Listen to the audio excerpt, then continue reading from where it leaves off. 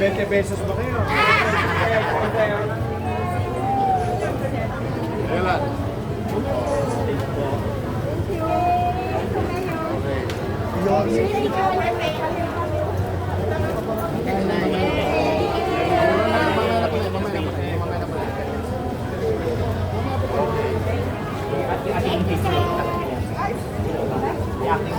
Vice Mayor pa ako dito.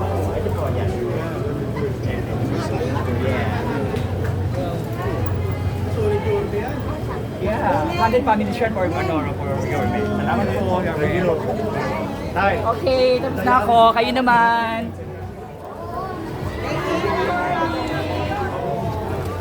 Good morning. Hi, thank you po. Halika. May picture tayo. Ay, dito sa ano. Okay, thank you. Ayan. Thank you. Good morning. Good morning. Unay, I love you. Ayusin ko. Nakahanap na ako. Mga minamahal ko pong kapwa Batang Maynila, kasama na po natin ang ating minamahal na punong lungsod, Kagayandaran Francisco Moreno Tomagoso. Hindi ko ang ating pangalawang punong lungsod, palapakan din po natin, Vice Mayor Chief Atienza.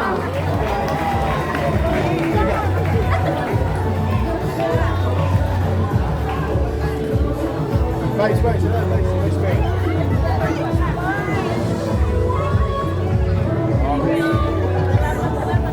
Okay. Malaki yan. Good morning. Nice.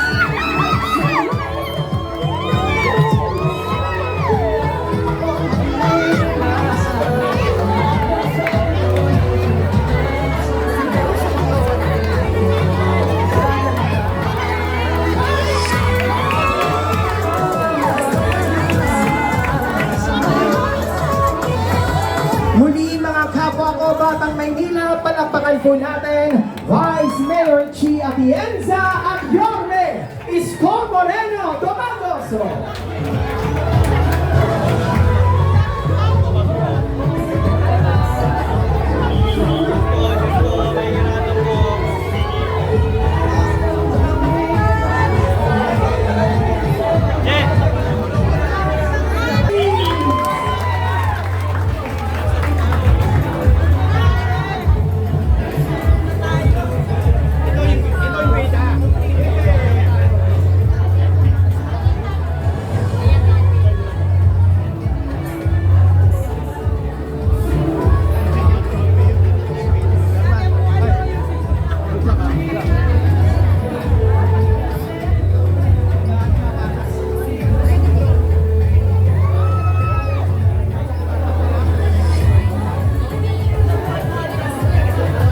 Muli po mga taga-distrito sa East, parinig naman po ng isang malakas na palakpakan na may kasamang hingawan!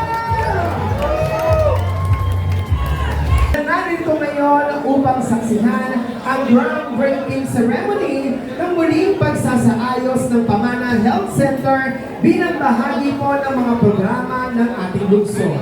Kaya nga po ay nais ko rin pong kunin ang pagkakataon nito upang pasalamatan ang lahat ng taong lagi.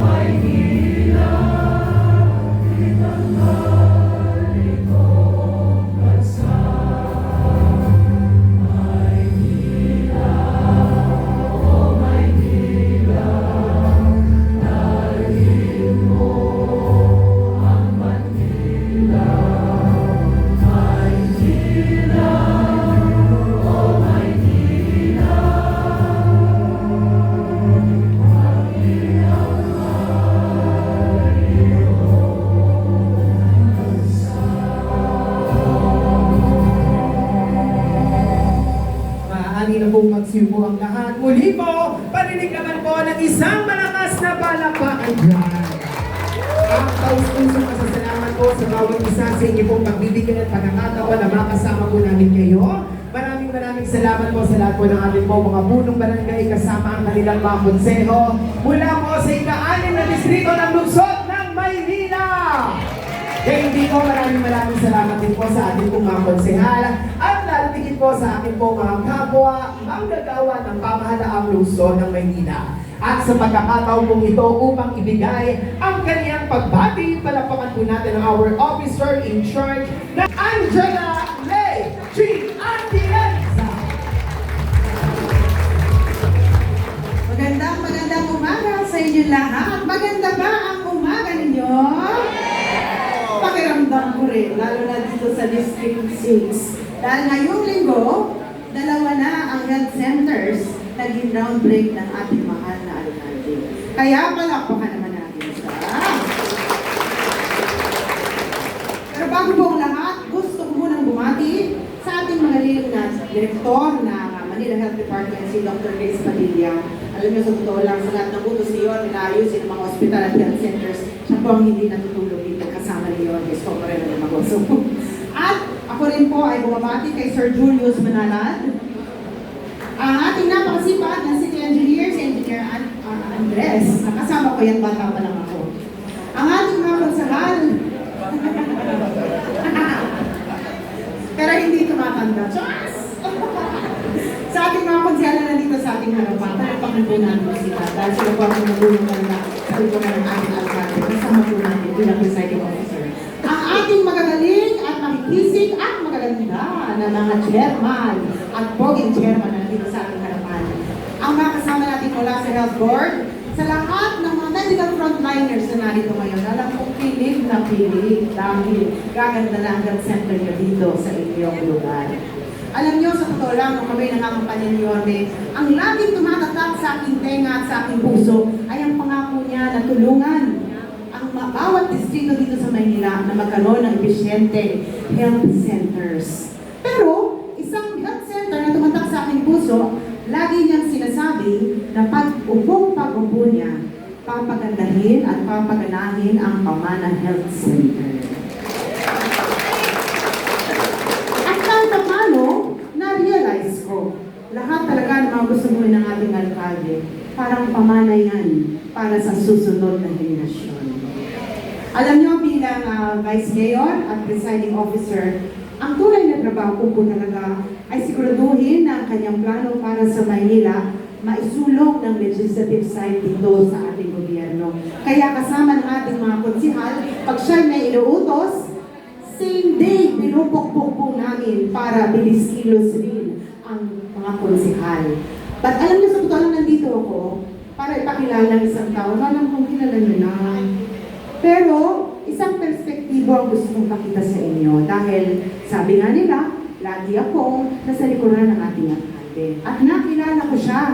Nakita ko ang kanyang mga dasal araw-araw na mabigyan niya ng tunay na suporta pang-medikal ng mga Manileño.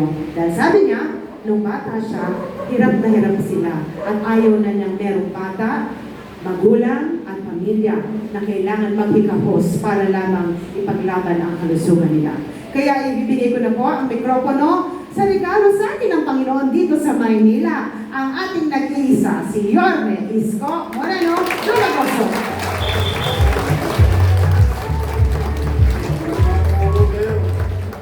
Magandang umaga. Mainit at naglalagkit na umaga. Dahil sobrang init. Gusto, sabi nga sa Bisaya, mapasok. Tama ba?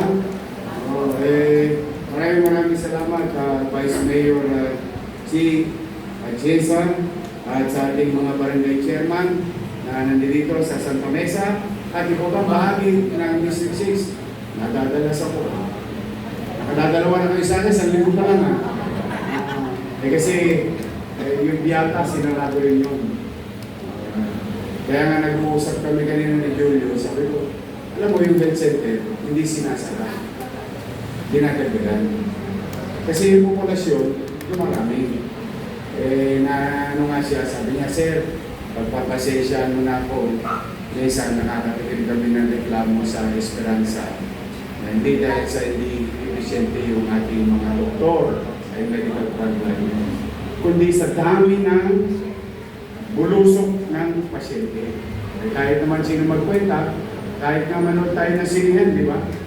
Gusto na natin panoorin yung sine, pag puno na. And that's why, ang inyong lingkod at 10 ng aking mga kasamahan ng lingkod bayan na inyong hinalan. Andiyan dyan, si Voltaire. Tayo nga kayo, ano ba, 40-40? Si Mang dalaga rito. Purong mukhang dala na lahat. Meron sa labas. Ayun. May asin po si Nanay. Si Voltaire, si Elmer Pa, Christian Joyoy, Doc Mercado, at ang kasing edad ng mga lolo ko, si Doc Veloso. Ayan, yung mga yan, ito daw po yung sinasabi ni Vice Mayor. Habang wala kaming pera, kami gawa ng disenyo, improvement, planning. Kaya si Andres, hindi yan mapagkakatulog. Pero bilib ako, bata pa lang si Jake, kilala niya na si Andres. So alam niya na, tandaan na si Andres. Sabi yan, magkababata daw sila. Sapagkat ayaw kong sayangin ang oras.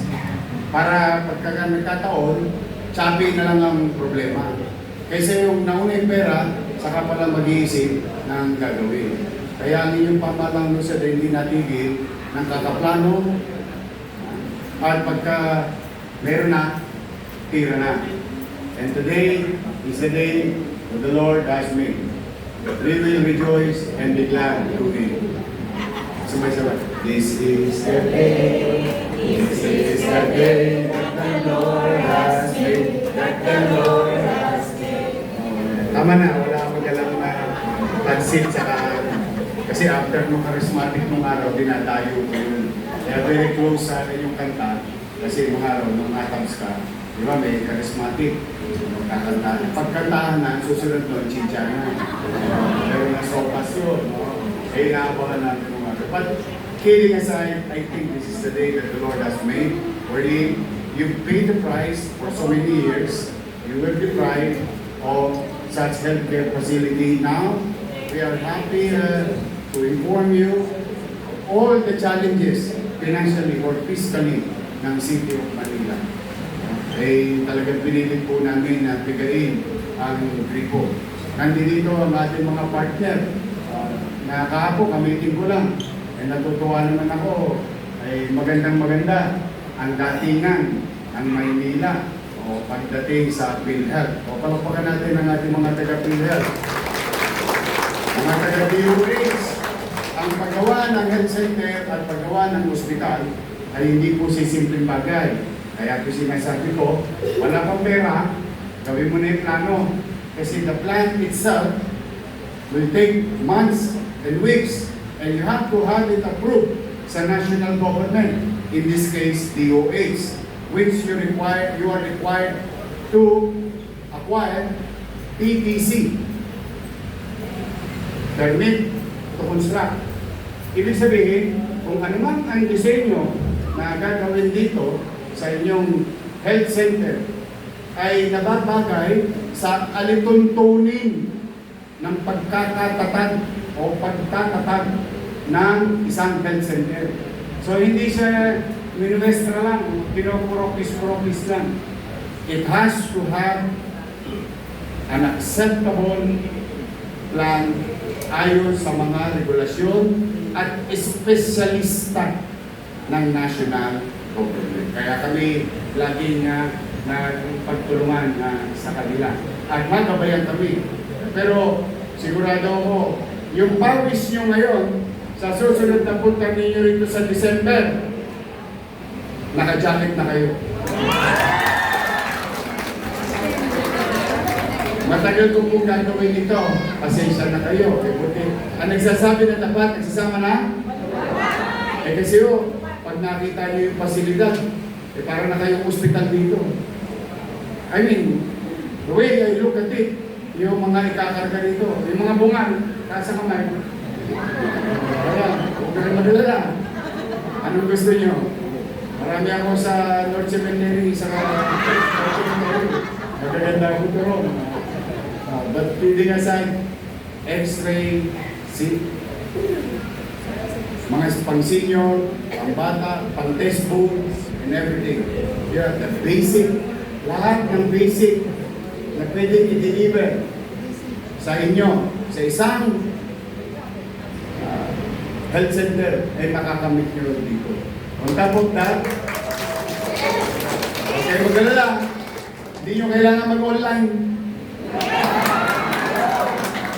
Kasi una, nalang kayo online kasi may maganda ron. Kaya, buti na lang, napalik ka. Wala na yung online. Sabi niya kanina, magagalit siya yung maganda. Three mo, dati, nag-online ako ng Lunes. Kinabukasan, nawala pa yung data ko. No.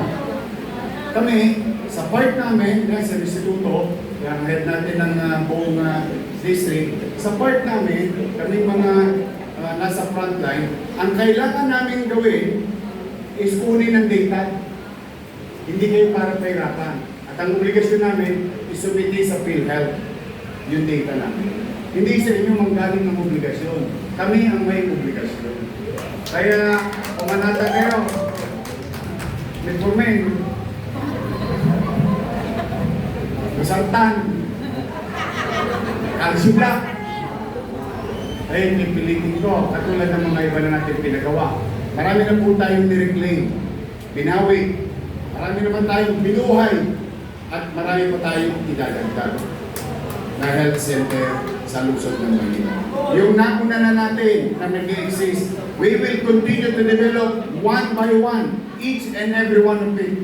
We will remodel it, we will modernize it, we will equip it for a better healthcare. Piyay-piyay, dahan-dahan, one at a time, but we will not stop. Just imagine, ilang buwan pa lang ako, nakakailang disgrasya na kami ng health center, hindi pa kami titigil. Hindi yung kami titigil talaga. Kasi kahit na ang sabi natin, kakakarampot, kahit na yung pera natin kakaunti, I will make sure that we will continue to invest into MBN. Minimum basic needs. Housing, education, healthcare, and jobs. Doon lang tayo iikot itong pamalang ito under our leadership.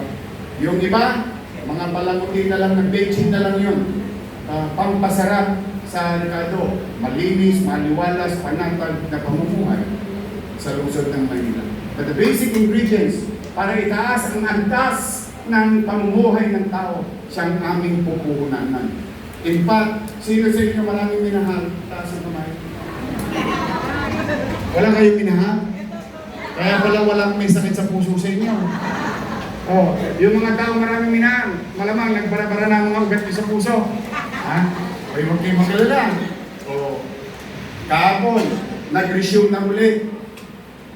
We, Manilans, tayo lang, na lokal na pamahalaan na may cat lab sa buong Pilipinas. Ano yung cat lab? Para ba yung sa pusa?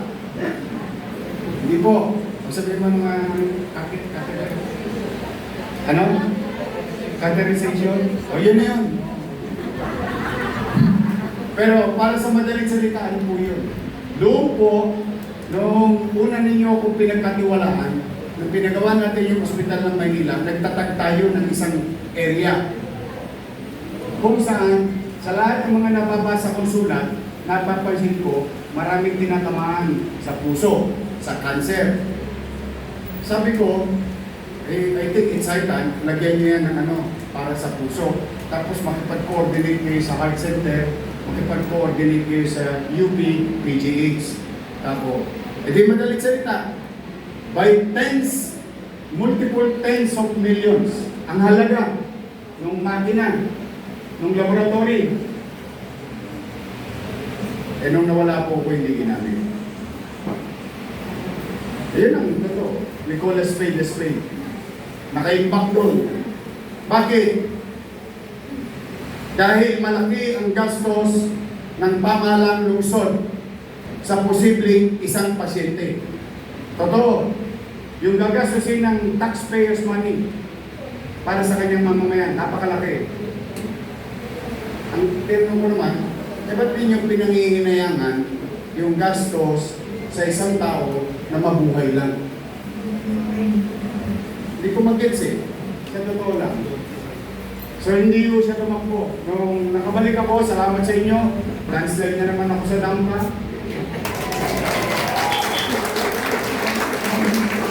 I love you.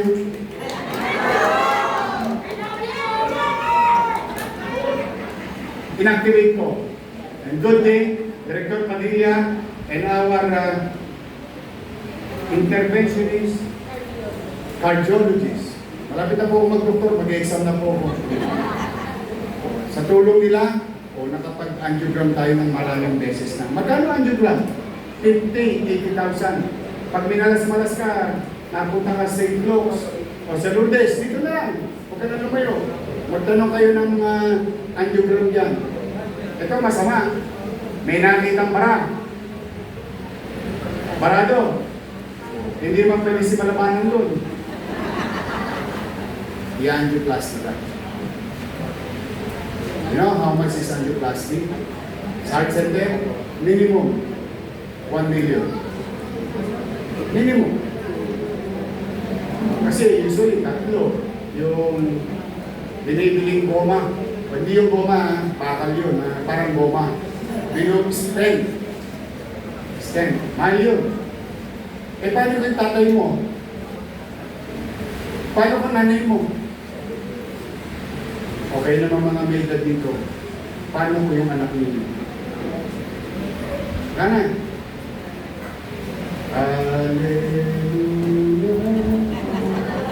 Kana? Why? Because there is no access to it. But we, as local government unit, and I want you to be proud of it because it's your money. Galing yan sa inyo. Sininom ko lang. Ginastos ko lang sa mga bagay na tingin ko, pag peligro de ora, at least may matatakbuhan yung mutaw. O, biriin nyo, nakapag-conduct na tayo ng angioplasty. Nakadalawa na tayo. Buhay! Successful! Kasi it's a life-threatening, but imagine it's a public hospital. O ngayon, nag-resume tayo. O nung yung dalawang pasyente taga Maynila, may bill. May bill na. Pinakitaan na ng bill ng ospital ng Maynila.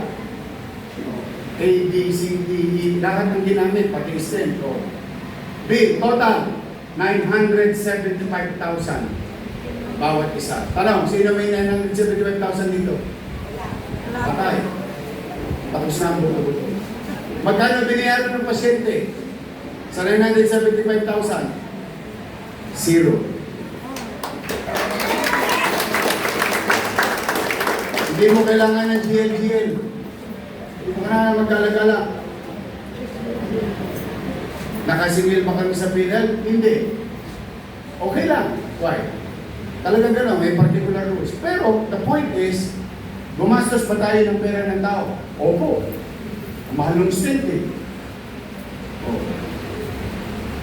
Ang tanong ko ngayon sa inyo, sulit bang gastusan ko ang isang tao na humigit ko lang 1 milyon, mabuhay lang siya? That's why we are here today. We are going to build something that you deserve better. Better things from your government. Hindi yung may matayo lang, may magawa lang, bagay na dapat magamit at mapakinabangan. Eh ano ngayon kung maluluma? Eh ano ngayon kung masisira? Basta nasira, ginamit ng tao, sulit na. Tama mali? Kaysa naman naka-display lang, masabi lang meron. O kahapon, maintenance. Maintenance, inaproba namin. Alam ko ng ating mga bisita sa DOH saka sa PhilHealth. Kahapon, approval. Appropriating 13 million pesos just to maintain MRI machine. Yung MRI natin na binili, may maintenance yun. Eh tanong, sulit ba yung 13 million na pera ng tao ba? Eh sulit, sabi bakit? Eh hindi ko naman malalaman paano gagamutin isang tao pag hindi na MRI, pag hindi na CT scan. Tama mali? Mura ba ang MRI? Exactly. Kakain mo na lang. Kaya, ito maraming hindi nakakaintindi tao nito. Pero sa atin, marami na unawaan ko. Ang isang ina, ang isang ama, may sakit. At siya may panggastos na nakikira. Alam niyo ba, mga kabataan na nakikinig dito, ikukubli ng isang magulang ang kanyang karamdaman para huwag na lang gastusin niyo natin tira niyang pera, maipakain ng sabi. Yun hindi alam ng mga kabataan. Itatago niyo, kaya nga nagkakagulatan eh. Ang lakas-lakas pa ng tatay ko, huminga lang, tinatake na. Why? Because kinukubli nila yun dahil ayaw na nila maging pabigat. Dala ng walang access to better healthcare facility and equipment. Kaya po sa inyong mga naparito, kay Chairman Lines, 10 ng iyong mga kagawad, sa inyong mga barangay chairman, mga tanod, lahat kayo naparito. Hindi ko makakalimutan itong barangay ninyo, itong komunidad ito. Lalong-lalo na yung minamahal ko, sumalangit awang kaluluwa na naging mabuti na si dating Chairman Inahe, na mahal kayo. Hindi ko yung malilimutan, yung matanda na yun. Hindi kami magkaibigan noon nung umpisa. Pero nakasama ko yun sa Dilubyo, nakasama ko yun sa Aberia. At doon ko nakita, kahit na may edad na siya, yung pagmamalasakit sa inyo nung dating chairman na si Inahe, ganun na lamang. Kaya sabi ko, bagay din na maramdaman ninyo galing sa pamahalang lungsod yung anong pagmamahal ni dating chairman Inahe para sa bawat isa sa inyo. Kaya po, sa mga nanay naman, kung huwag kayo matatakot, tuloy ang daycare center nyo. Hindi yan magagalaw. Saka maliligo ulit kayo ng gatams. May Yormel ulit. Oo, naitabi ko na yung pera. At yung Yormel, hindi na lang pang daycare. From 21,000 na na-reach natin, we're going to reach 60,000 because we're going to elevate the reach. Daycare, tuloy. Kindergarten sa big school and grade 1. Yes. We will continue to build proper nutrition sa inyong mga minamahal na apo habang nasa loob ng pasilidad namin. Lahat naman tayo halos dito nakatikim ng clean. Shout out sa mga tumira ng Nutriban. O, di ba titigas na buto natin? Di ba tinatagal mo yung clean sa papel? Kasano ka lang? Kaya ko rin. Pero kita mo, ititibay natin. Yan din ang gusto kong mangyari sa mga apo ninyo at mga anak ninyo. Now, again, this is for you. This will take up to December. But what I believe, when we commit, we will deliver. Sa Pasko, dito tayo mag-Christmas party. Bukas na. At saka, meron lang akong personal na gustong pasalamatan. Sino na yung doktora dito dati na matanda? Franco! Doktora Franco! Gusto ko lang ipaalam sa inyo. Ha? Kasi nakamiting ko yun dati. Sabi niya, Yorme, sana pag nakabalik ka, pwede ba ibalik mo yung pamana headset? Sabi niya sa akin, I have to give it. Ako, gano'n naman ako lagi. I always give credit where it's due. Ay gusto ko lang i-shout out si Dr. Kaya mga nanay ko, mga tatay ko, mag-ingat kayo. Mag-init! Ano kayo maraming tubig? O, maglulubi-lubi na tayo ulit. Tapos na yung Enero, Febrero, Marso. O, di ba? Tumakbo na. Abril, Mayo, Hunyo. Abangan nyo na. Steady lang sa Gedi, kaya sa Manila. Pahabaan ng buhay. Kasi ngayon gusto ko talaga yung mga lolo't lola natin sa tinagal-tagal ng panahon nilang namumuhay sa Manila. Ngayon lang nila maramdaman na may gobyerno sila ang prioridad at pinagmamalasakit.